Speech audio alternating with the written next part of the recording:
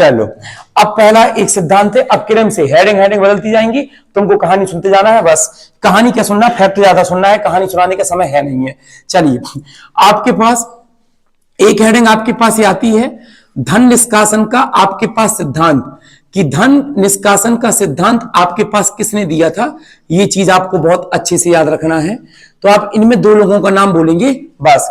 एक धन निष्कासन सिद्धांत का में दो लोगों का विचार आता है।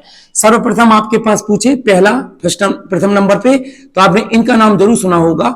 इनको बोलते हैं आपके पास दादा भाई आपके पास नौरोजी। ठीक है, 100% इसका नाम सुना होगा, इतिहास पढ़ी होगी तो सुना होगा। दादा भाई नौरोजी के बाद आपको एक दूसरा व्यक्ति आपके पास आते हैं, इनको है आपके पास रमेश चंद्र आपके पास दत्त। ये नाम सीधे याद रखने हैं, बहुत प्रश्न के इनसे आ जाता है। और दादा भाई नौरोजी सबसे ज्यादा कठिन बनाना होता है तो इनका नाम दे देते हैं। तो आपसे कोई कहे धन निष्कासन सिद्धांत आपके पास क्या है, तो बताइएगा। वह व्यक्ति जिसने सर्वप्रथम भारतीय लोगों को यह बताया कि इंग्लैंड अंग्रेज हमारे यहां से धन ले जाकर निष्कासित करके इंग्लैंड अंग्रेज हमारे भारत से धन ले जाकर इंग्लैंड में छोड़ रहे हैं, ये सबसे पहले सिद्धांत जो दिया था वो दिया था किसने, दादा भाई नौरोजी ने। तो यहां पर मैं लिख दे रहा हूं सर्वप्रथम, ये बहुत मोस्ट है, सीधा पूछता है सर्वप्रथम अर्थशास्त्री या सर्वप्रथम वह व्यक्ति जिसने भारत के लोगों को ये समझाया, जानता सब था लेकिन समझाना कि कैसे पैसे ले रहे हैं, कैसे टैक्स करके ले रहे हैं, ये सब। ठीक, तो ये इन्होंने बताया था दादा भाई नौरोजी ने। ठीक, फिर पूछता है अगला, अगर कठिन बनाना होता है कि अन्य विचारक बताइए, अन्य जिसने और भी उन्होंने भी समझाया हो, तो अन्य में नाम आ जाएगा रमेश चंद्र दत्त का। ठीक, अब दादा भाई नौरोजी में दो किताबें पूछ लेता है, दो किताबें में आपके पास इनका, क्योंकि इन्होंने दो किताबों के माध्यम से ये चीज आपके पास समझाई थी। पहली किताब आपके पास आती है जिसको कहते हैं इंग्लैंड आपके पास डेब्ट टू इंडिया, इंग्लैंड डेब्ट टू आपके पास इंडिया। किस प्रकार से ये इंग्लैंड इंडिया से धन ले जाकर इंग्लैंड में छोड़ रहे हैं, एक किताब ये उन्होंने प्रदर्शित की थी। नाम याद रखना है अच्छे से भैया। इस तरफ पढ़ा रहे बेटा आपको, इस तरफ वहां मगन हो। कब पढ़ाया अभी मैंने, नहीं आपसे,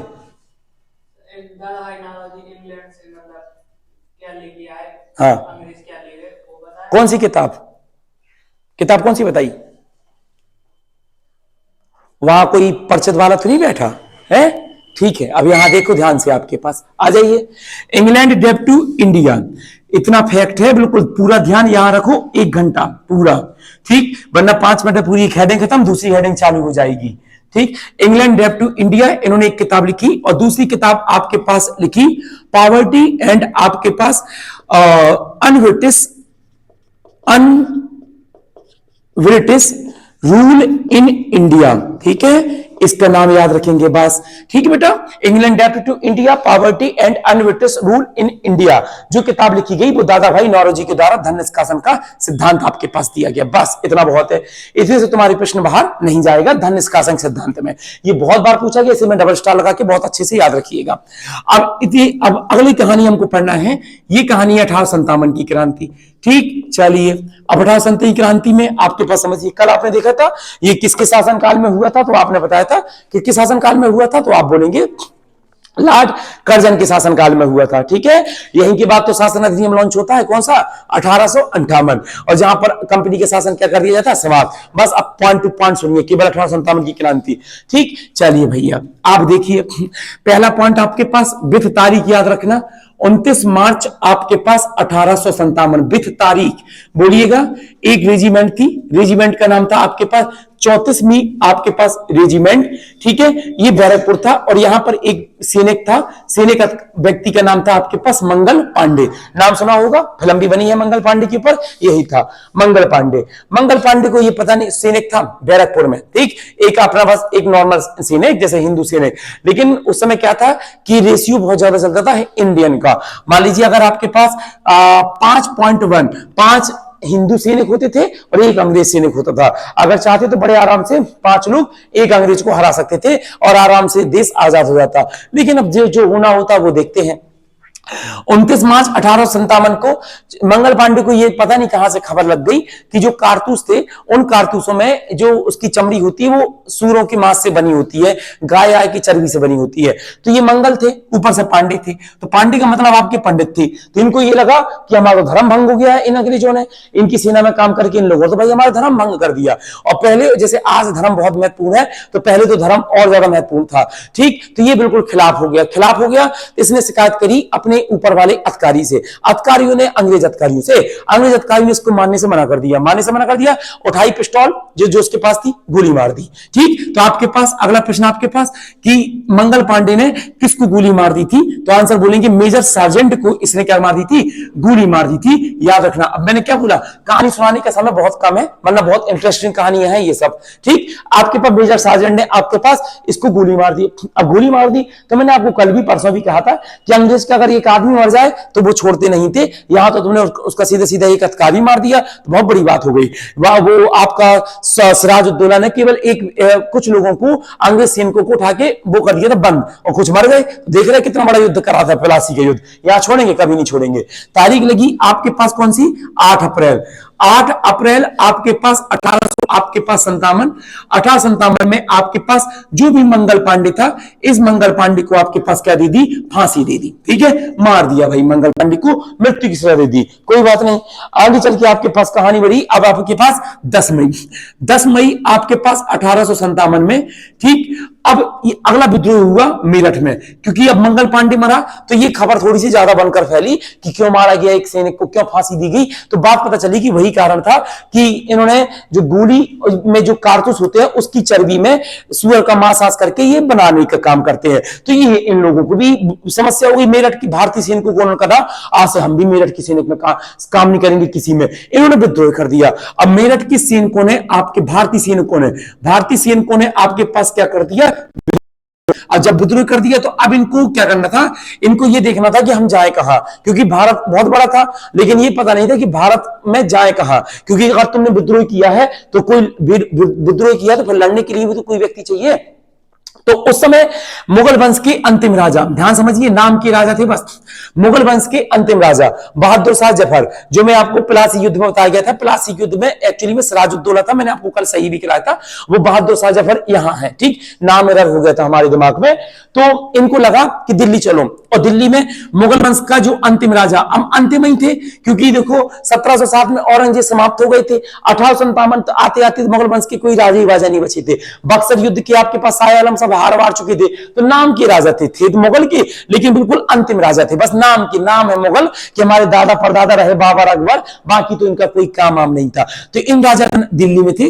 दिल्ली में इन राजा, बहुत अच्छे समझिएगा, दिल्ली में इस राजा का नाम था, आप बोलेंगे बहादुर शाह आपके पास क्या, जफर। ठीक, ये सब बेचारे सैनिक पहुंचे भागते भागते दिल्ली। इनको लगा मेरठ से आगरा के पास दिल्ली पड़ जाती है, तो ये आपके पास पहुंचे। एक दिन लगा, पैदल चलते चलते 11 तारीख को पहुंच गए। तो बहादुर शाह जफर 11, यहां पर तारीख पूछ लेता है, कौन सी तारीख, 11 मई बहादुर शाह जफर के पास पहुंचे। और बहादुर शाह जफर ने जब इतनी सेना देखी तो बहादुर शाह जफर ने कहा कि भाई बताइए क्या बात है। तो उन्होंने कहा देखो ऐसा है, हम चाहते हैं तुम पूरे भारत के सम्राट बनो, और भारत के सम्राट बनो और अंग्रेजों को अब बाहर निकालो। अब बहादुर शाह जफर अंग्रेजों की ही दाने में पल रहे थे, इनको जो पेंशन मिल जाए, जो भी मिल जाए, अपना जी रहे थे। लेकिन पता नहीं, बूढ़े बुजुर्ग थे, लालसा आ गई मन में कि सही कह रहे हैं, भारत का सम्राट बन जाओ। तो भारत का सम्राट, तो अगला क्वेश्चन आपके पास आता है कि 1857 की क्रांति में भारत का सम्राट की संज्ञा किसको दे दी गई थी, तो आंसर किसको बोलेंगे, बहादुर शाह जफर को दे दी गई थी, ये बन गए राजा। कोई बात नहीं।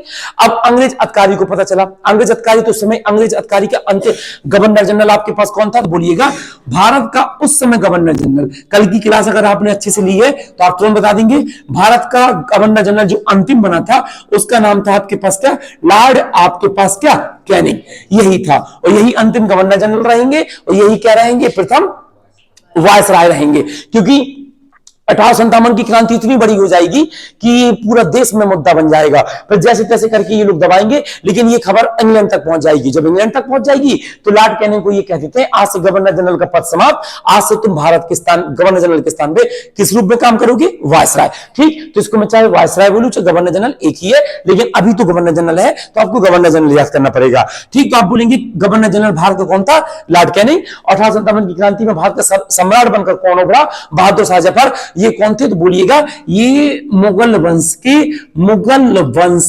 अंतिम राजा थे।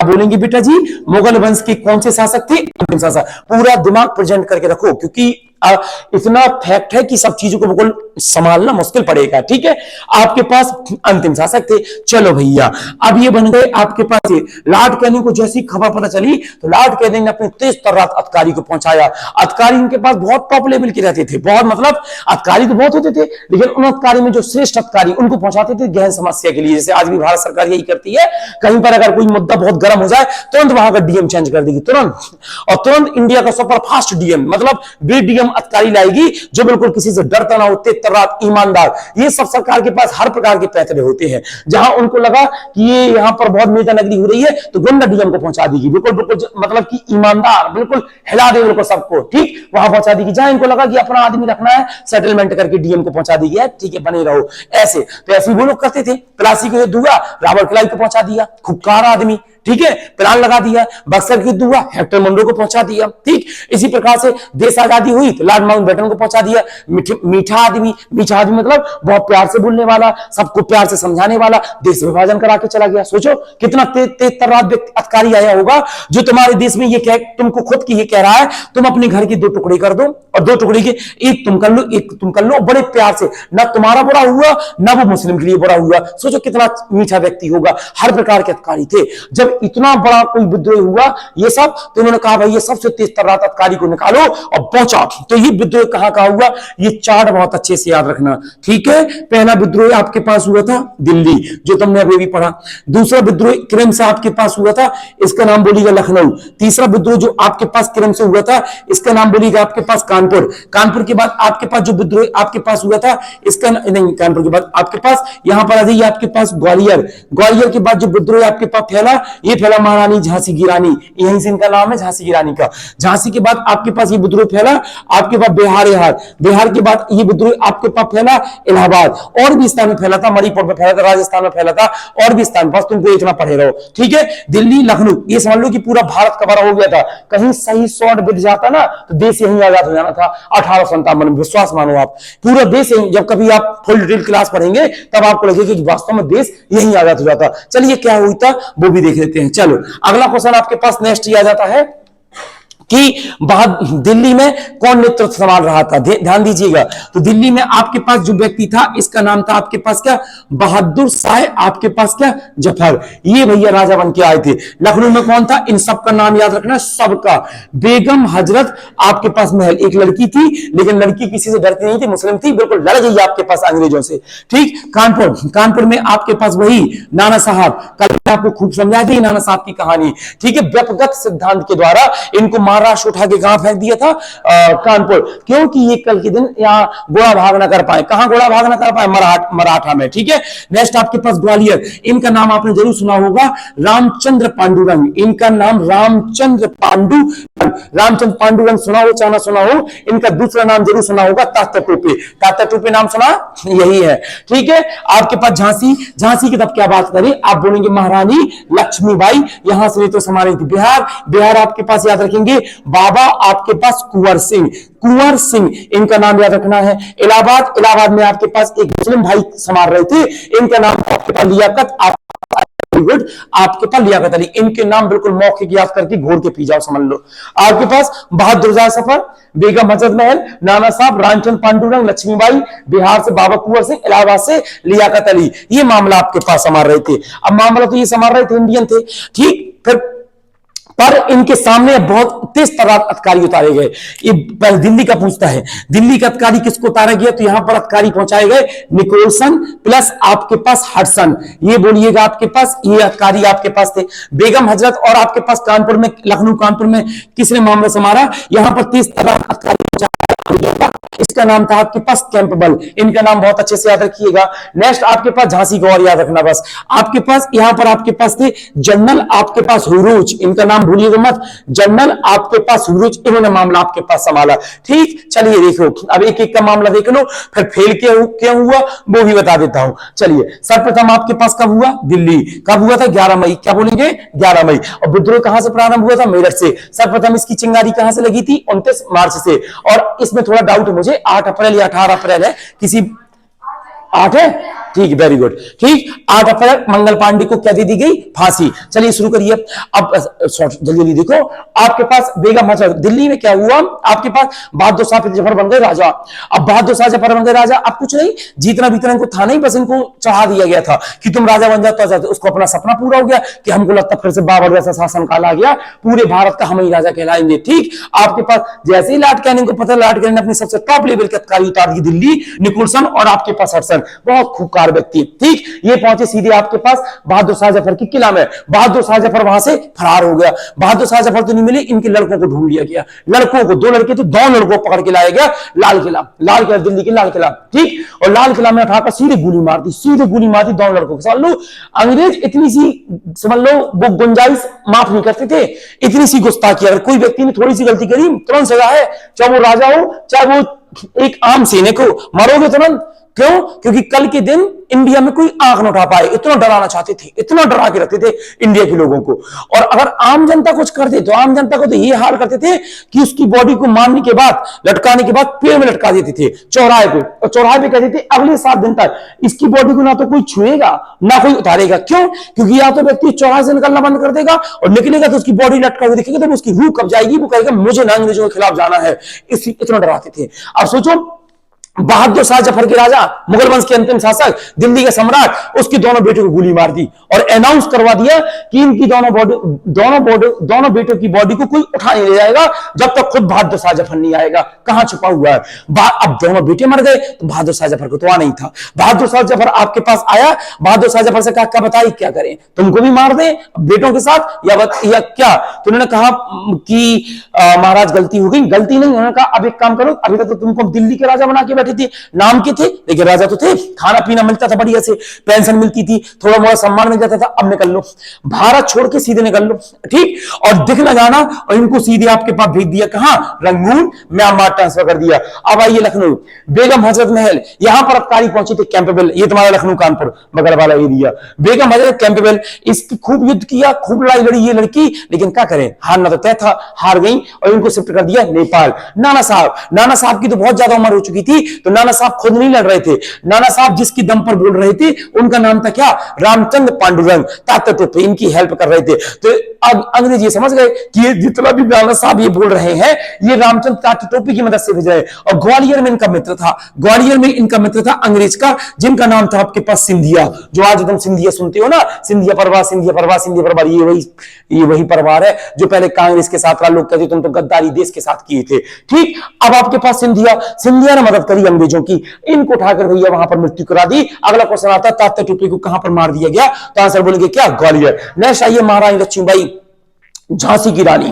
ठीक, झांसी की रानी को क्या सिखाती? झांसी की रानी को ये सिखाती कि इसके बेटे को राजा नहीं बनने दिया था, दामोदर को। क्यों नहीं बनने दिया था? क्योंकि दामोदर इनका सगा पुत्र नहीं था। अंग्रेज ये कहते थे सगा पुत्र नहीं है तो हम राजा नहीं बनने देंगे, राजा नहीं बनने देंगे। तो आपके पास लक्ष्मीबाई की नेतृत्व करने के लिए संभाला जनरल ह्यूरोज ने। जनरल ह्यूरोज पहुंचा, इसने पूरा किला घेर लिया लक्ष्मीबाई का, पूरा जो आप आज जाते हो घूमने उनमें, पूरा किला घेर लिया। 8 दिन लग गए, 8 दिन लग गए, रानी लक्ष्मीबाई के किला नहीं भेज पाए अंग्रेज। लेकिन बहुत कलाकार व्यक्ति होते थे, बहुत ध्यान करते थे, इनको पता था कब तक अंदर रहेंगी महारानी, कभी तो बाहर निकलेंगी। जब पानी नहीं पहुंच रहा है अंदर, खाना पर सामान नहीं पहुंच रहा तो निकल नहीं पड़ेगा। वही हुआ, रानी बेबस हो गई और पीछे से किसी ने गद्दारी कर दी और पूरी की पूरी अंग्रेज सेना पीछे वाले किला से घुस गई। जैसे रानी को पता चला, रानी आपके पास ऊपर से अपने बच्चे को गोद में बांधकर कूद गई मेन फर्स्ट गेट से, जहां से आपको एंट्री कराई जाती है वो मेन गेट है जहां से रानी लक्ष्मी कूदी थी। ठीक, और उनका घोड़ा इतना होशियार था कि उसने अपने पैर सीधे करके नहीं कूदा था, पैर को तिरछा करके मोड़ के कूदा था, मतलब ऐसे थे, ऐसे कर लिए थे कि जमीन में उसका पेट पड़े तो पैर नहीं टूटेगा,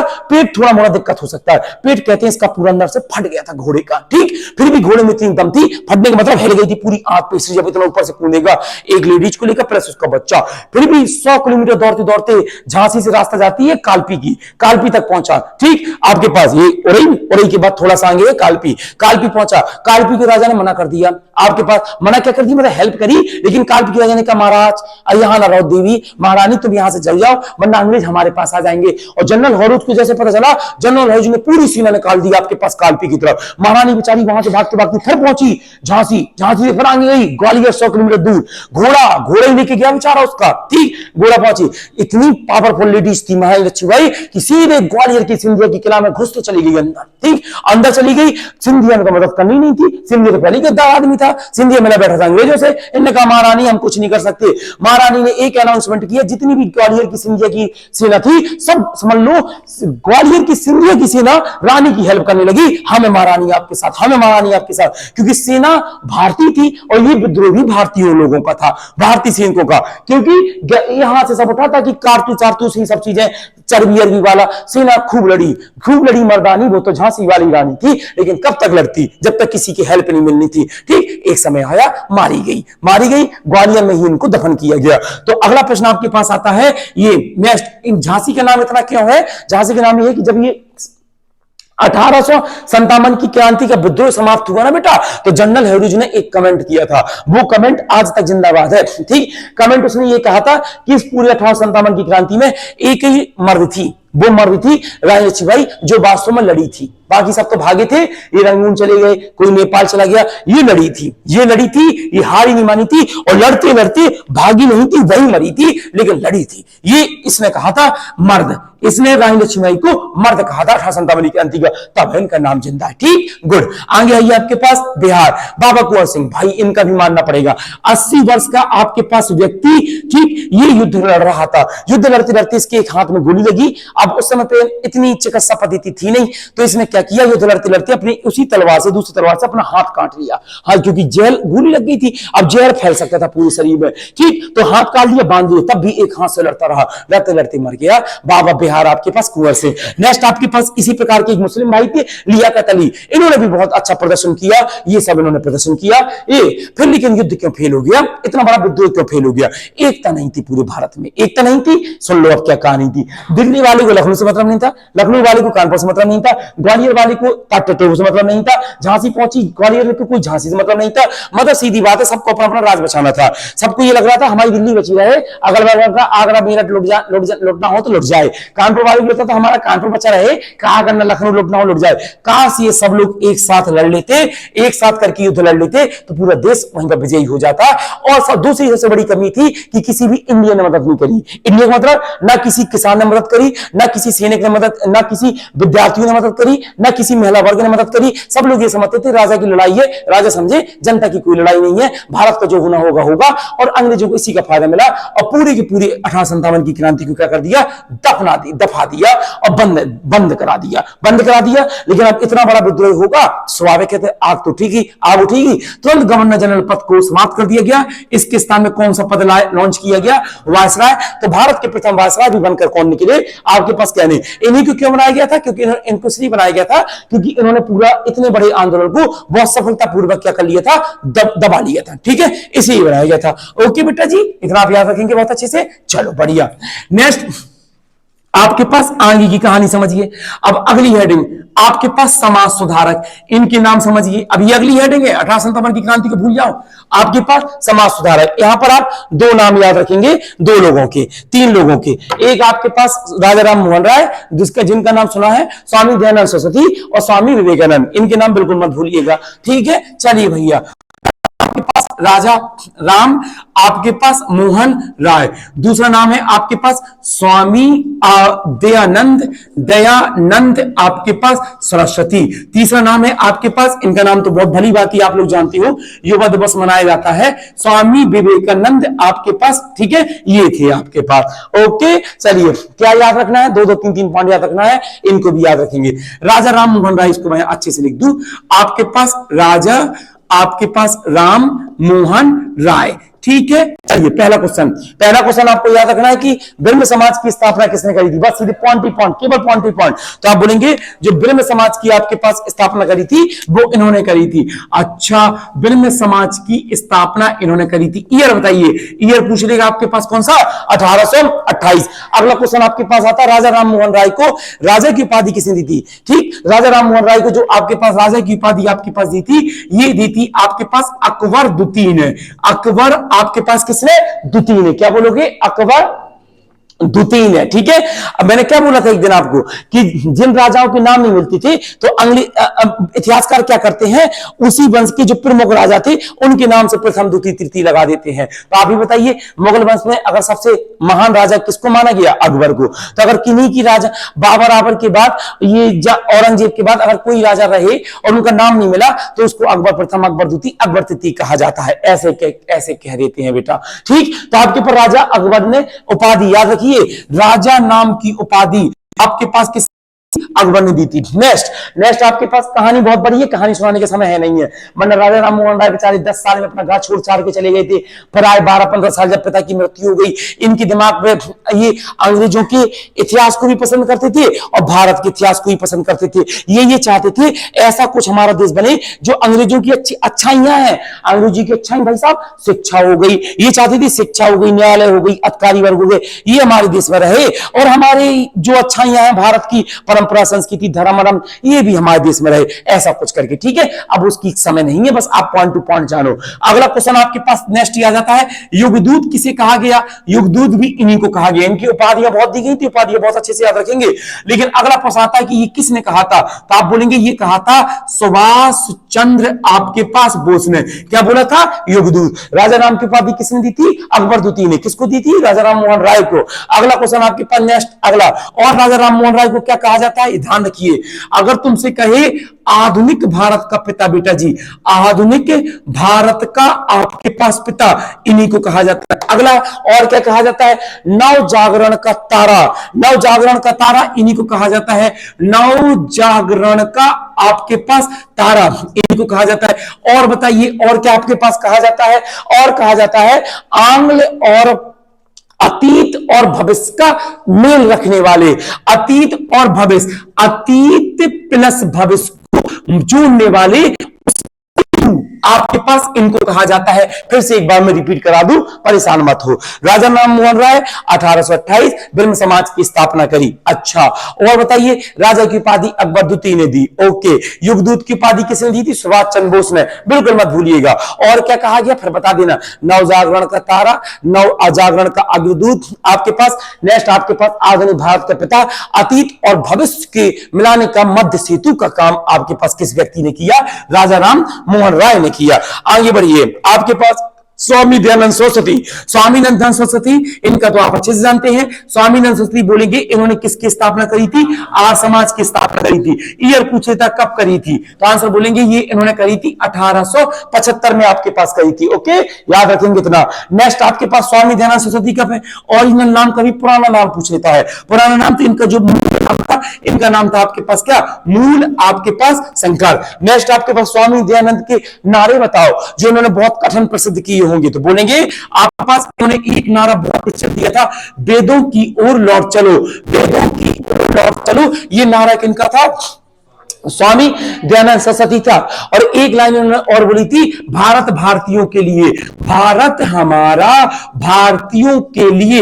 ये भी कथन किन्होंने दिया था, स्वामी दयानंद सरस्वती ने दिया था। अगला लाइन आपके पास बोलेंगे इन्होंने एक शब्द का और इस्तेमाल किया था, स्वराज, जो आपके पास आगे तक लेके चलेगा। ये आपने संविधान में पढ़ा था, स्वराज शब्द का प्रयोग सर्वप्रथम किसने किया था, तो स्वराज शब्द का जो इस्तेमाल किया था वो भी इन्होंने किया था। बाल गंगाधर तिलक ने यह कहा था स्वराज हमारा जन्मसिद्ध अधिकार है, लेकिन इन्होंने ये कहा था स्वराज शब्द, स्वराज शब्द। तो स्वराज शब्द जो इस्तेमाल किया था बेटा जी, वो इन्होंने ही किया था। चलिए भाई साहब, इतना तो याद हो गया। अगला क्वेश्चन आपके पास कहा जाता है, भारत का मार्टिन लूथर किसे कहा जाता है, भारत का मार्टिन लूथर इन्हीं को कहा जाता है। भारत का आपके पास मार्टिन, आपके पास लूथर किसे कहा जाता है, इन्हीं को कहा जाता है। और बताइए और उन्होंने क्या किया, इन्होंने एक आंदोलन चलाया था, इस आंदोलन का नाम था आपके पास शुद्धि आंदोलन। मैं सब समझा दे रहा हूं एक बार, शुद्धि आंदोलन चलाया था। प्लस आपके पास गौ रक्षा आप आपके पास समिति को बनाने का काम इन्होंने ही किया था। ये आप बहुत अच्छे से याद रखेंगे। बस स्वामी दयानंद सरस्वती, इतने से क्वेश्चन बाहर नहीं जाएगा। और ये राजा राम मोहन राय है, इनसे क्वेश्चन बाहर नहीं जाएगा। ठीक है, स्वामी दयानंद सरस्वती की बात थोड़ा सा समझ भी लेते हैं। चलिए, आपके पास आर्य समाज की स्थापना करी। देखो, जैसे आज आप कहते हो ना आर्य समाज विवाह सम्मेलन है, लोधी विवाह समाज सम्मेलन है, आपके पास ये मान लो ये इनका धर्म का विवाह सम्मेलन है, ऐसे ही उन्होंने अपना एक समाज बना लिया था, आर्य समाज। मूल शंकर इनका बचपन का नाम था, बिल्कुल मत भूलिएगा, मूल शंकर इनके बचपन का नाम था। अगला आपके पास नारा दिया था, देवभाग वेदों की ओर लौट चलो। ठीक है, अगला भारत भारतीयों के लिए इन्होंने ही दिया था। ये क्या है, नारा, सेंटेंस, भूलिएगा मत। और स्वराज शब्द का इस्तेमाल किन्होंने किया था, इन्होंने ही किया था। चलिए, भारत का मार्टिन लूथर। मार्टिन लूथर एक वो व्यक्ति थे आपके पास, जो मार्टिन लूथर एक व्यक्ति था जो बिल्कुल स्वामी दयानंद सरस्वती जैसा ही सोच सकते थे। तो अब मार्टिन लूथर विदेशी थे, तो इनको भी संज्ञा दे दी गई कि भाई जैसे आप जैसे मान लो, ऐसे समझ लो जैसे कोई विदेशी का कोई बहुत बड़ा इतिहासकार है, कोई मान लो कोई बहुत बड़ा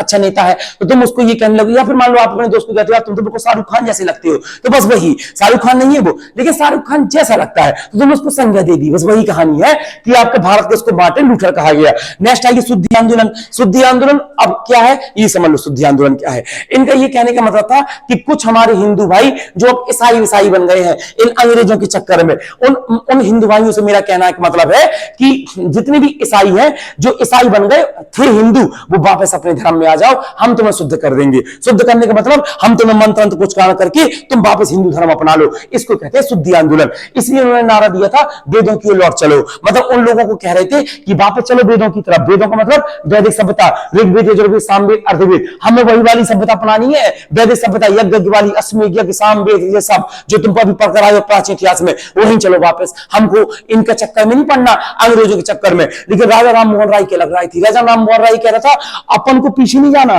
अपन जो है वो अपना भी अपनाए रहो और इनका जो अच्छा है इनका भी अपनाए रहो। दोनों की सोच अच्छी थी, गलत किसी को मत कहिएगा। राजा राम मोहन राय ये कह रहे थे कि शिक्षा अंग्रेजों की अच्छी है, अपना लो, और अपना जो चीज अच्छा है वो अपना लो। लेकिन इनका ये कहने का मतलब था बाकी सब छोड़ो, पीछे चलो, बिल्कुल पीछे, और जो अपना खुद अपन जो भारतीय अस्तुत अपना भारतीय वो चलने दो। ठीक है, आगे बढ़ो आप। चलिए, नेक्स्ट आपके पास आते हैं अगले नाम। इनके नाम से तो भाई आप सब बहुत भली बात ही परिचित हैं। इनका नाम था आपके पास स्वामी विवेकानंद। ठीक है, इनका नाम था स्वामी विवेकानंद। चलिए भैया, वेरी गुड। नेक्स्ट आपके पास इसमें क्या पढ़ना है, इसमें आपको भी 2-3 चीज याद रखना है। बहुत मैं बता दे रहा हूं बस। इनके बचपन का नाम पूछे, अब ये सब क्वेश्चन तो ना आएगा। बचपन का नाम नरेंद्र नाथ आपके पास दत्त। ठीक, अगला क्वेश्चन आपके पास कि स्वामी विवेकानंद को स्वामी की उपाधि किसने दी थी, तो बोलिएगा आपके पास स्वामी की जो आपके पास उपाधि दी थी, आपके पास खेती के राजा थे, खेतरी के आपके पास राजा, इन्होंने इनको क्या दी थी,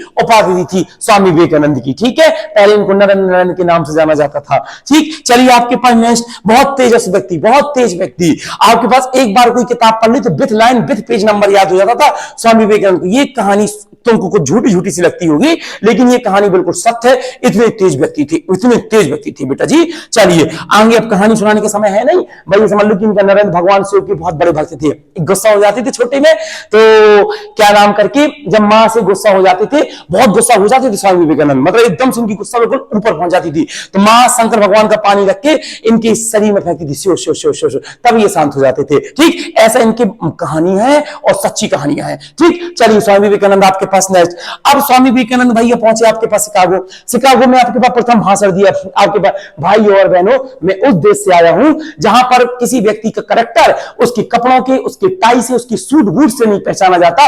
अर्थात किसी व्यक्ति का चरित्र चित्रण उसका दर्जी तय नहीं करता है, उस व्यक्ति का चरित्र चित्रण उसका संस्कार, उसका व्यवहार तय करता है। मैं उस देश से आया हूं जिस देश का नाम है भारत। जैसे ही इन लोगों ने भाई और बहनों कहा और ये लाइन बोली, दे ताली दे ताली दे ताली, कि एंड 0 मिनट में इनको बोलने को दिया गया था, और कब इनको बोलते बोलते आधे घंटा से ऊपर का समय हो गया, खुद पता नहीं चला। इनका जो नाम उठा पूरे वर्ल्ड में कि स्वामी विवेकानंद। फिर अगला क्वेश्चन ये पूछा गया कि महाराज फिर तुम ही बता दो कि हम किस धर्म को अपनाए, हिंदू धर्म को अपनाए, ईसाई धर्म को अपनाए, मुस्लिम धर्म को अपनाए, सिख को अपनाए, बौद्ध को अपनाए, किसको अपनाए, महाराज आप ही बता दो, आप तो इतने बड़े ज्ञानी हो। इन्होंने इतना शानदार आंसर दिया था। इन्होंने कहा था चाहे आप हिंदू अपनाए, चाहे आप सब भी सुनिएगा, हिंदू अपनाए, चाहे ईसाई अपनाए, चाहे मुस्लिम अपनाए, चाहे सिख अपनाए, चाहे बौद्ध अपनाए, ये धर्म हमारी नदियां हैं और सभी नदियां जिस प्रकार जाकर समुद्र के सागर में मिल जाती हैं, इसी प्रकार से हमारे सभी धर्म जाकर एंड में ईश्वर से मिल जाते हैं। तो आप इनका कहने का मतलब था आपके पास स्वामी विवेकानंद का। आगे आपके पास आइए, जब ये वापस आए तो अगला क्वेश्चन आपके पास, इनके गुरु थे रामकृष्ण परमहंस। हाँ, गुरु का नाम बहुत आ जाता है, तो गुरु आप बोलेंगे रामकृष्ण, आपके रामकृष्ण परमहंस। रामकृष्ण परमहंस के ये बहुत बड़े फैन थे। ये रामकृष्ण परमहंस काली मां के भक्त थे, काली मां के। ठीक, अब रामकृष्ण परमहंस को एंड के समय पे कैंसर हो गया और इनकी मृत्यु हो गई। जब ये वापस आए तो गुरु नहीं रहे, तो इन्होंने गुरु की याद में एक स्थापना करी और वो स्थापना आज तक जिंदा है। आपसे कोई पूछे रामकृष्ण मिशन परमहंस की स्थापना किसने करी थी? स्वामी विवेकानंद। ईयर पूछ लेता है 1857 में और पूछ लेता कहां पर करी थी, तो आंसर बोलिएगा कलकत्ता में। ठीक है बेटा जी, यहां पर की थी। आज स्वामी विवेकानंद के जन्मदिन पे कौन सा युवा दिवस मनाया जाता है? युवा दिवस, तारीख बताइए 12 जनवरी। तो आप बोलेंगे 12 जनवरी को आज इनके जन्मदिन पे आपका कौन सा दिवस मनाया जाता है? युवा दिवस मनाया जाता है। ठीक है बेटा जी, युवा दिवस क्यों मनाया जाता है? बड़ा ठीक है, बेचारे मात्र 23 यानी 24 साल 1901-1902 में इनकी मृत्यु हो गई थी, ज्यादा नहीं जी पाए थे, लेकिन इतना नाम कमा गए थे इतने साल में कि पूरा वर्ल्ड में जाने लगे थे। आज तक स्वामी विवेकानंद जिंदा है। ठीक, आपके पास ये थी इनकी समाज सुधारक। अभी आपने कौन सी हेडिंग पढ़ी है? 1857 की क्रांति, ये धन्य का संघ सिद्धांत और समाज सुधारक। ठीक है, 2 मिनट का समय है, इसको एक बार रिवाइज कर लीजिए, फिर मैं जब तक रीड करता हूं, फिर मुझे आगे भी पढ़ाना है। चलिए, तो राजा राम मोहन राय, स्वामी दयानंद सरस्वती, इन सब लोगों के आने की वजह से अब इंडिया में थोड़ी एकता आ रही है। एकता आ रही है तो क्यों ना इस एकता को अब थोड़ा डाइवर्ट कर दिया जाए। तो इनके दिमाग में, ये इनकी दिमाग की खुरापात थी केवल अंग्रेजों की। इनको लगा एक काम करो, बंगाल का विभाजन करो। बंगाल को ही क्यों चुना गया? क्योंकि बंगाल, आज जो बंगाल देखते हो ना, पहले इतना बंगाल नहीं था। पहले के बंगाल में कलकत्ता भी आता था, उड़ीसा भी आता था, पूरा का पूरा पश्चिम बंगाल भी आता था। ठीक, ये पूरा एरिया कवर करता था बंगाल, बहुत बड़ा एरिया था बंगाल। और यहां पर 2 लोगों की संख्या बहुत ज्यादा थी, एक हिंदू और एक आपके पास मुस्लिम। ठीक, तो अब तारीख सीधे फैक्ट स्टार्ट, फिर से बिल्कुल एक बार दिमाग अच्छे से रख लो। चलिए भैया, फैक्ट आपके पास, पहला पॉइंट आपके पास ये आता है कि बंगाल विभाजन कब लॉन्च किया गया। तो बंगाल विभाजन आपके पास जो लॉन्च किया गया, ये मुझे 7 और 9 में थोड़ा कंफ्यूजन है, एक बार 7 अगस्त सही है। 7 आपके पास अगस्त, बेटा जी बस अब ध्यान दीजिए, 7 अगस्त 1905 को बंगाल विभाजन की आपके पास क्या करी गई? घोषणा आपके पास की गई। याद रखेंगे, 7 अगस्त 1905 को बंगाल विभाजन की आपके पास घोषणा कर दी गई। अब सुनिए, और जब घोषणा करी गई तो अगला क्वेश्चन आपके पास आता है, इसका जब लागू होना था तो इसके प्रति विरोध कब किया गया? तो 16 अक्टूबर 1950 के प्रति जब ये लागू होने जा रहा था तो उसके लिए हमारे लोगों ने क्या किया? विरोध आपके पास किया। चलिए, यहां से प्रश्न बनते हैं 2-3, याद रखिए, बस हेडिंग खत्म हो जाएगी, समझते चलो। मैंने बता दिया बंगाल विभाजन लॉन्च करने का पीछे कारण क्या था? इनको इंडिया को तोड़ना था। अब इनको ये लग रहा था अंग्रेजों को करी तो क्या करी। अब उसका कारण भी ये था, समय के साथ सबको सद्बुद्धि आने लगी थी। सद्बुद्धि, राजा राम मोहन राय भी बेचारे चले गए समझाकर, दयानंद सरस्वती ने भी यही सब समझाया, और आपके पास स्वामी विवेकानंद सरस्वती ने समझाया, और महात्मा गांधी जैसे अस्त्र तब आ गए थे। तो अब इनको लगने लगा था भाई अब खतरा है, एक काम करो थोड़ा सा तोड़ो बोलो। तो 1905 में लागू करा दिया, विरोध हुआ। तो अगला क्वेश्चन आपके पास आता है, इस 1905 को 16 अक्टूबर को किस किस दिवस के नाम से जाना जाता है? मैं यहीं कर दे रहा हूं। तो आप बोलेंगे 1905 को आपके पास, इसको ध्यान समझिए, इसको बोला गया शोक दिवस के रूप में। ठीक है, शोक दिवस के साथ में इसको किस दिवस के रूप में बोला गया? राखी दिवस के रूप में। इसके रूप में इसको क्या किया गया? आपके पास जाना गया, शोक दिवस, राखी दिवस। ठीक, हिंदू और मुस्लिम, अब ध्यान सुनते चलो बस अब अच्छे से। ठीक है, मेरे को क्रम से कहानी तुम्हारी 1900 जहां तक पहुंच जाए पहुंचाऊंगा। राखी दिवस, हिंदू मुस्लिम ने आपस में मिलकर एक दूसरे से गले मिले और दोनों लोगों ने खूब शोक दिवस के रूप में मनाया, और काला पट्टी बांध के कि अंग्रेजों ने ये सही नहीं किया हम लोगों को तोड़ के। और रविन्द्रनाथ टैगोर ने एक गीत लिखा, वो गीत याद रखिएगा, रविंद्रनाथ आपके पास टैगोर, जिन्होंने आपका जनगण मन लिखा, रविंद्रनाथ आपके पास टैगोर, इन्होंने एक गीत लिखा, आमार आपके पास सोनार और आपके पास क्या बांग्ला। ये इन्होंने क्या लिखा? एक गीत लिखा। अब आमार सोनार, आज आमार सोनार बांग्ला बांग्लादेश का क्या है? राष्ट्रीय गीत है। ठीक, राखी दिवस मनाया गया, हिंदू मुस्लिम ने एक दूसरे को राखी बांधी, इसलिए आज भी ताकि रक्षाबंधन का त्योहार आता है तो मुस्लिम भाई भी रक्षाबंधन का त्योहार मनाते हैं और हिंदू भाई भी रक्षाबंधन का त्योहार मनाते हैं। इन सब के पीछे यही सब कारण है। राखी दिवस मनाया गया, बस इतना याद रखेंगे, बस इतना ही पढ़ना, ज्यादा नहीं। अब ज्यादा इसमें अंदर न ले जाओ क्योंकि फिर आगे कुछ ना पढ़ा पाएंगे। चलिए 1905, अब आगे बढ़ो आगे बढ़ो। 1905 के बाद आ गई 1906। अब कहानी सुनते जाना, कहानी 1906 में क्या हुआ, आपके पास मुस्लिम लीग का गठन हुआ। मुस्लिम लीग का आपके पास गठन हुआ। अब ये कुछ इतिहास में कुछ ऐसी नहीं होता था, इतिहास में हर के पीछे कुछ ना कुछ कहानी रहती है। कहानी यही थी। कहानी क्या थी, अब बंगाल विभाजन हुआ तो कलकत्ता के 2 टुकड़े हो गए। लिखो नहीं, अभी ये सब यूट्यूब में पहुंच जाएगा, तुम बाद में कर लेना, अभी केवल समझो। मैं बार बार समझा रहा हूं कि बस समझो, लिखो तो किताब में लिखा है, ठीक है। आपके पास ध्यान दीजिए, आपके पास अब मुस्लिम लीग का गठन हुआ।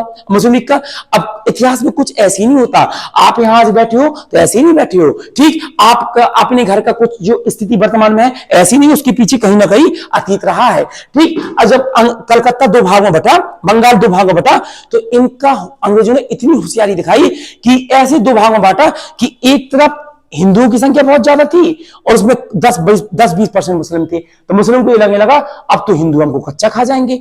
और दूसरा जो भाग बटा उस तरफ क्या ऐसा बांटा जहां पर मुस्लिम की संख्या बहुत ज्यादा थी, हिंदू की बड़ी कम थी। तो हिंदू को लगा ये तो मुस्लिम हमको दबा जाएंगे, बस इनको यही तो पैदा कराना था अंग्रेजों को। जैसे ही ये भय उत्पन्न हुआ तो बस अब हिंदू को खतरा लगने लगा, किससे, मुस्लिम भाई से। मुस्लिम भाई को किससे खतरा लगने लगा, हिंदू भाई से। आज तक नहीं लगा, 1905 के पहले नहीं लगा, लेकिन अब लगने लगा। तो भाई अब इनके मन में आया अपनी सुरक्षा के लिए कुछ तो करना पड़ेगा। ये भागते भागते गए अंग्रेजों के पास, महाराज आप ही बताइए, ये तो हमको हिंदू परेशान कर देंगे, ठीक। और उन्होंने कहा है हम तो पहले ही जानते थे कि तुमको ये परेशान कर देंगे, इसी तरह विभाजन किया था, एक तरफ।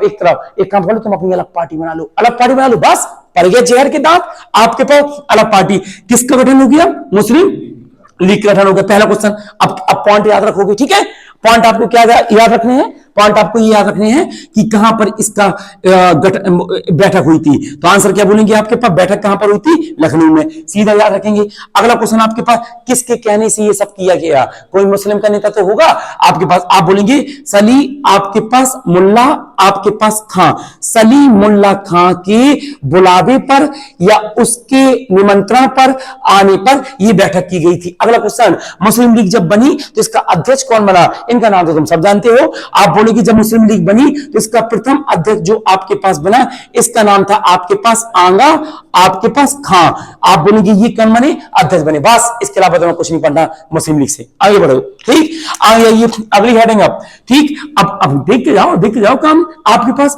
अब हुआ आपके पास क्या, सूरत अधिवेशन, बहुत मोस्ट भैया। कल मैंने बताया था मिंटो वाले में, याद है, थोड़ा बताया था। कांग्रेस 2 भागों में बट गई थी, मैंने कहा था समय आएगा आगे बताऊंगा, आ गया समय। देखिए 1907 यहां पर आपके पास कौन सा अधिवेशन हुआ, सूरत अधिवेशन। इसके दोनों से याद रखेंगे सूरत। अगला क्वेश्चन पूछता है कांग्रेस का विभाजन भी कब हुआ, या तुमसे सूरत अधिवेशन पूछे तो तुमको केवल एक ही आंसर मानना है, क्या, 1907 बेटा जी, 1907। Very good. अगला आपके पास पॉइंट, पहला पॉइंट आपके पास 1907 आपके पास सूरत अधिवेशन की बैठक कहां पर की गई थी, तो तुरंत आपके पास बोलना है सूरत में की गई थी। ओके भैया। आपके पास नेक्स्ट अगला क्वेश्चन आता है कि क्या मामला था, मामला समझ लो, बाकी तुमको कहानी समझने की जरूरत नहीं है, मामला पर समझ लो बस, ठीक। मामला ये था कि कांग्रेस थी। अब कांग्रेस ये चाहती थी, ध्यान समझो, कहानी लिख नहीं पाऊंगा यहां पर, ठीक। कांग्रेस ये चाहती थी कि मुस्लिम का तो तुमने देख लिया, बंगाल का तो तुमने देख लिया, किरण से लेके आ रहा हूं इसलिए बिल्कुल कि आप कहीं कहानी से भटको ना। 1905, 1906, 1900 आपके पास 7 हो गई बेटा, 1907। कांग्रेस ये चाहती थी, कांग्रेस में 2 प्रकार के वर्ग आ गए थे। 2 प्रकार के वर्ग आने का मतलब, एक वर्ग था तेज तर्रार। तेज तर्रार का मतलब जैसे आपके बच्चन सिंह आजाद जैसे लोग, गरम दल के लोग, ठीक है, लाला लाजपत राय, बाल गंगाधर तिलक, आपके पास पाल, विपिन चंद्र पाल, ये बिल्कुल युवा वर्ग थे। ये कहते थे कांग्रेस के लोगों से, थे कांग्रेस ही में, मेरी बात समझना, लेकिन ये कहते थे अरे भैया ऐसी जिंदगी में देश आजाद ना होगा। अब जैसे तुम ये देश आजाद मंगा रहे हो कि दे दो आजाद, दे दो आजाद, दे दो आजाद, दे दो आजादी, कभी ना देंगे अंग्रेज ऐसे आजादी। अपन को लड़ना पड़ेगा, अपन को पूरे देश में आंदोलन करना पड़ेगा और पूरे देश में स्वराज शब्द को लाना पड़ेगा। मतलब स्वराज, पूरी लड़ाई थी स्वराज शब्द के लिए। स्वराज शब्द का मतलब ये था, समझो, पूरी लड़ाई थी स्वराज शब्द के लिए। जो एक वर्ग ये चाहता था कि जो विद्रोह हो वो पूरे भारत में हो, एक वर्ग ये चाह रहा था जो विद्रोह हो पूरे भारत में हो, लेकिन एक कांग्रेस का एक वर्ग ये चाह रहा था पूरे भारत में विद्रोह करेंगे तो अंग्रेज बड़े क्रूर हैं, ये सबको मार मूर देंगे, तो अपन को सीमित करना है विद्रोह छोटे से एरिया में। तो ये कहती थी पूरे भारत में नहीं, एक छोटे से राज्य में या एक निश्चित राज्य में, एक आपके पास निश्चित राज्य में यहां पर करो। इन दोनों में मनमुटाव हो गया, मनमुटाव हो गया तो यहां पर दो वर्ग बटे। जो पूरे भारत में चाहता था इसको कहते थे गरम दल, याद रखेंगे ये क्वेश्चन बहुत आ जाता है। और जो केवल एक निश्चित एरिया में चाहता था उसको क्या बोलते हैं, बहुत अच्छे, नरम दल। तो गरम दल के नाम आ जाते हैं। ये गरम दल में कौन व्यक्ति थे, सीधे ये शॉर्टकट याद रखिएगा, लाल आपके पास बाल और आपके पास क्या पाल, लाल से लाल लाजपत राय, बाल से बाल गंगाधर तिलक और पाल से बिपिन चंद्र पाल। वेरी गुड, बहुत अच्छे, बहुत बढ़िया, ठीक। और नरम दल में तुम्हारे यही सब थे, बूढ़े बुजुर्ग व्यक्ति आपके फिरोज शाह मेहता हो गए, राम मनोहर लोहिया हो गए, आपके पास ये सब है, ठीक। आपके पास ये अब क्या हुआ, कांग्रेस का भाई अध्यक्ष चुना जाना था, हर साल अध्यक्ष चुना जाता था कांग्रेस का। तो अध्यक्ष अगर इनका चुनता गरम दल का तो गरम दल की चलती पूरे देश में, अगर अध्यक्ष इनका चुनता नरम दल का तो नरम दल की पूरी चलती देश में। सबको अपना अपना अध्यक्ष चुनाना था। भाई अध्यक्ष चुना गया, आपके पास रास बिहारी बोस थे, रास बिहारी जो बॉस थे वो नरम दल से थे, ठीक है। रास बिहारी बॉस आपके पास क्या किए, अध्यक्ष चुने गए, ठीक। ये भैया चुनाव जीत गए, जीत का गए थे हम, तुम्हें सही बताएं, हुआ ये था। बड़ी इंटरेस्टिंग कहानी है कि गरम दल में जब बाल गंगाधर तिलक को टिकट दिया गया कि तुम माथा से चुनाव लड़ लो, तो बाल गंगाधर तिलक का इतना पावरफुल सेना थी, इतना सब कुछ आपके पास थी कि इनको ये लग रहा था कि जीत तो ये पक्का इनको जीतना था। लेकिन कांग्रेस ने नियम बदल दिया, कांग्रेस बनाने वाले ने नियम बदल दिया। उन्होंने कहा कि बाल गंगाधर तिलक अपने एरिया से चुनाव नहीं लड़ेंगे, जिस एरिया में आपके पास हो। तो बाल गंगाधर मतलब किसी कारण से इनको रोक राख दिया गया कि तुम चुनाव नहीं लड़ पाओगे, बस, ठीक, नहीं लड़ पाओगे। अब भाई गुस्सा भरी थी, अंदर गुस्सा भरी थी, ये सब मुंह फुलाए बैठे थे गरम दल वाले। रास बिहारी बोस बने अध्यक्ष। रास बिहारी बोस मंच में पहुंचे बोलने के लिए, मंच में पहुंचे, पता नहीं किसने जूता उतारा और जूता फेंक के मारा आपके पास रास बिहारी बोस को, चट्टोड़ा, ठीक है, चट्टोड़ा। अब हा मच गई, हा मच गई आपके पास कहां पर, पूरी उसमें पंडाल अंडाल की कुर्सी फेंकने लग गई, कुर्सी फेंकने लगी। अंग्रेज तो यही मौके में बैठे थे। एक बार तो कोई बोले, अब नरम दल बेचारे बूढ़े बुजुर्ग व्यक्ति, उन्होंने कहा बुलाओ तेरे पुलिस को। पुलिस मतलब कौन, अंग्रेज। अंग्रेज से कहा तोड़ो सवरन को, तोड़ो। इतना अंग्रेजों ने मारा, इतना अंग्रेजों ने मारा कि बिपिन चंद्र पाल तो ऐसे भागे कि उसके बाद भारतीय नहीं लौटे, चले गए थे छोड़ छाड़ के। इंडिया ने कहा रहन दो, वहां हो गया देश आजाद, अपन चलो वहां, ठीक। आपके पास बाल गंगाधर तिलक को कहां पहुंचा दिया गया, जेल, ठीक, ये जेल पहुंच गए बेचारे, ठीक। लाल लाजपत राय फरार, ठीक, ये सब आपके पास पहुंचे। अब बेचारों का पूरा कांग्रेस, उन्होंने कहा कांग्रेस के दो टुकड़े करो, आज से कांग्रेस तुम अलग और हम अलग, ठीक। कांग्रेस के बेचारे के दो टुकड़े हो गए। आगे कहानी की देखिए, बस अब इसमें ज्यादा नहीं सुनना। आगे बढ़िए, आपके पास 1908, ध्यान समझिए, 1908 भाई साहब क्यों पढ़ना, 1908 इसलिए पढ़ना है, अब ऐसे व्यक्ति की एंट्री होने जा रही थी जो था पूरे देश का हीरो, जिसको आज राष्ट्र का पिता कहा जाता है, जिससे अंग्रेज भी हार गई। और अंग्रेज भाई बहुत पावरफुल आदमी था ये। आपके पास इनका नाम आपके पास क्या था, महात्मा आपके पास गांधी, ठीक है, ध्यान दीजिए, आपके पास महात्मा गांधी। ओके ओके, रुको रुको रुको, यहाँ पर थोड़ी एक, हाँ भैया बेटा, बात बिल्कुल नहीं। आपके पास महात्मा गांधी, महात्मा गांधी क्यों चर्चा में आ गया भाई साहब, हमने तो सुना महात्मा गांधी 1915 में आए हैं भारत, आप तो 1908 में लिख दिया, 1908 में भारत नहीं आए। महात्मा गांधी 1908 में थे दक्षिण अफ्रीका में, दक्षिण अफ्रीका में महात्मा गांधी को जेल हो गई, वहां पर विद्रोह, महात्मा गांधी और बड़े सन की आदमी थे, ठीक। आपके पास वहां लड़ रहे, समझ लो महात्मा गांधी भारत तो छोड़ो, दक्षिण अफ्रीका में लड़ रहे हैं, किनसे, अंग्रेजों से, जो कि ना उनका देश, तब भी वहां के लोगों, महात्मा गांधी का पूरे दक्षिण अफ्रीका में नाम। और महात्मा गांधी को अंग्रेजों ने उठा के डाल दिया किसमें, जेल में, जेल में डाल दिया। इनसे मुलाकात करने एक व्यक्ति गए, इनका नाम बहुत अच्छे से याद रखिएगा, गोपाल कृष्ण आपके पास क्या, गोखले। नाम तो नहीं भूलोगे, गोपाल कृष्ण आपके पास गोखले। क्यों नहीं भूलोगे, अगर तुमसे कोई कहा जाए कि महात्मा गांधी अपना राजनीतिक गुरु किसे मानते थे, इनको मानते थे गोपाल कृष्ण गोखले को। महात्मा गांधी का राजनीतिक गुरु कौन था, महात्मा गांधी का राजनीतिक गुरु कौन था, तो आंसर बोलेंगे गोपाल कृष्ण गोखले कहां गए? अफ्रीका। अफ्रीका गए, अफ्रीका में गए, महात्मा गांधी से मिले, महात्मा गांधी से हाथ पैर जोड़ा, महात्मा गांधी आपकी जरूरत अब हमारे देश में है, हमारे देश में आइए आप, ठीक। हमारे देश में देख रहे इतना बड़ा सब पूरी कहानी हो गई। महात्मा गांधी ने कहा मैं यहाँ का मामला निपटा लूं, आ जाएंगे। तो गोपाल कृष्ण गोखले का महाराज जरूर आइएगा, आपके बिना देश आजाद नहीं होगा। कांग्रेस के दो टुकड़े हो गए, अब तो भैया सब अधर्म भविष्य दिख रहा है, अब तो कुछ नहीं होने वाला, ठीक। महात्मा गांधी का बिल्कुल आएंगे, परेशान मत होइए। आपके पास अब लगा, आपके पास 1911 में महात्मा गांधी तो नहीं आए अभी, अब आपके पास आएंगे इंग्लैंड के राजा। इंग्लैंड के राजा का नाम आपके पास क्या था? जॉर्ज, आपके पास क्या? पंचम। और जॉर्ज पंचम आपके पास यहां पर आगमन हुआ, तो याद रखेंगे जॉर्ज पंचम का आपके पास आगमन हुआ। अब जॉर्ज पंचम को कुछ तो दिखाना था, तो जॉर्ज पंचम जब आए यहीं पर दिल्ली दरबार बनवाया गया, इंडिया गेट सब यहीं बनवाया गया था। आपके पास अगला क्वेश्चन आपके पास आता है, जॉर्ज पंचम के स्वागत के लिए कौन सा दरबार बनाया गया? तो आंसर बोलेंगे आपके पास दिल्ली दरबार आपके पास बनवाया गया, ठीक है। चलो भैया आए जॉर्ज पंचम। अब जॉर्ज पंचम इंग्लैंड के सम्राट, इंग्लैंड के राजकुमार, इंग्लैंड के महाराजा इंडिया आए घूमने के लिए। जैसे अमेरिका का राजा आता है तब देखते पूरे भारत को सजा दिया जाता है, भाई सब आने वाले हैं, वही है आपके पास जॉर्ज पंचम। जॉर्ज पंचम ने कहा बताइए इंडिया में क्या चल रहा? और उन्होंने कहा महाराज कुछ नहीं, ऐसी बात है, और हमने बंगाल विभाजन किया था, इनको पता नहीं क्या हो गया, वो है, ठीक है। आपके पास जॉर्ज पंचम ने कहा बंगाल विभाजन से रद्द। बंगाल, अगला क्वेश्चन आपके पास आता है, बंगाल विभाजन को कब रद्द कर दिया गया था? तो आंसर बोलेंगे 1911 में रद्द कर दिया गया था। अब का फायदा रद्द करने का? तुम जो चाहती थे वो तो तुम्हारा काम हो ही गया था, हिंदू मुस्लिम को लड़ाना था, तो लड़ाई तो हो ही चुकी थी। लो मैं बताओ एक नया नियम भूल गया यहां पर, 1908 भी यहां पर लिख दे रहा हूं मैं, ठीक है। 1909 इसको तुम जानते हो, मानले मिंटू सुधार उधार कुछ नहीं होता था, सुधार के नाम पर सबका होता था बिगाड़, माले मिनटो बिगाड़, जितना बिगाड़ सको, ठीक है। आपके पास अब ये तुम्हें पता ही है, भूल हमने जरूर गए, लेकिन तुम्हें कल नहीं बताया था हमने तुम्हें, ठीक है। क्या बताया था? मुस्लिम एरिया को पृथक चुनाव लड़ने का क्या दिया गया था? मुस्लिम लोगों को पृथक चुनाव लड़ने का क्या दे दिया था? अधिकार दे दिया था। अब बताओ ये कहां से सुधार लगता है? यहाँ ये तो सब बिगाड़ वाला काम है, ठीक। आपके पास इन्होंने भैया बिगाड़ बिगूड़ दिया, मुस्लिम पृथक चुनाव। बस अब आगे बढ़ो। 1900 आपके पास 11 बंगाल विभाजन रद्द कर दिया।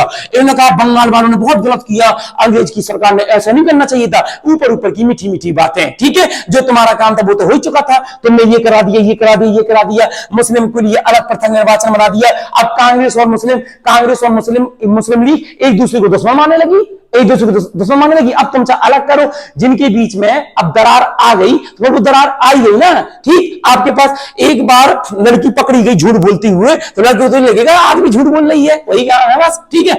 आपके पास नेक्स्ट आ गया, ठीक है। बंगाल विभाजन आपके पर रद्द कर दिया। अब इन्होंने कहा आज से कलकत्ता खत्म, कलकत्ता वालों ने बहुत गलत किया, आज से भारत की राजधानी कलकत्ता आपके पास अलग करेंगे। अब राजधानी आपके पास किसको बना दिया जाएगा?